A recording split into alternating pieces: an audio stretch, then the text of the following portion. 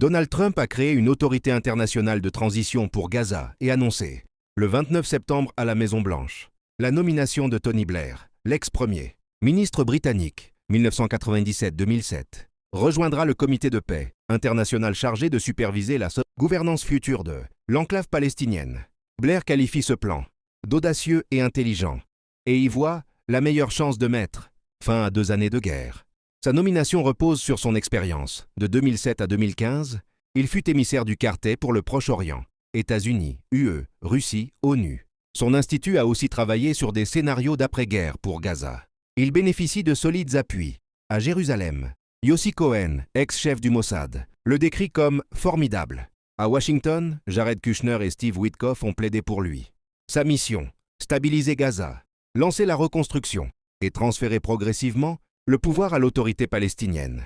Un gouvernement technocratique palestinien doit d'abord siéger à El Arish, Égypte, avant de s'installer dans l'enclave. Les monarchies du Golfe financeront la reconstruction. Une force internationale assurera la sécurité.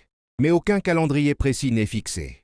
Derrière Blair se trouve le Tony Blair Institute for Global Change, TBI, présent dans 45 pays et fort de 900 collaborateurs, dont Matteo Renzi et Sanna Marin. Son financement interroge.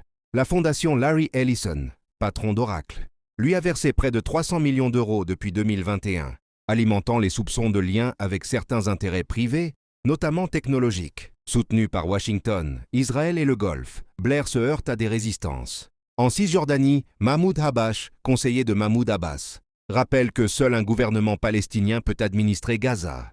Le Hamas, de son côté, pourrait déposer les armes si ses membres sont intégrés à un exécutif technocratique. Mais leur exclusion de secteurs, civils comme la santé ou l'éducation, bloquerait le processus. Autre obstacle, l'image de Blair dans la région.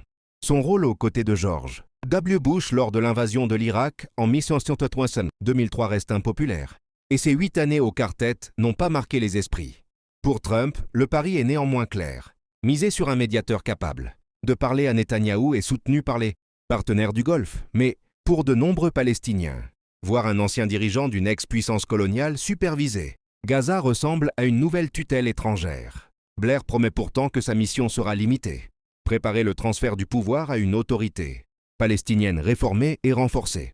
Abonnez-vous à la chaîne pour ne rien rater.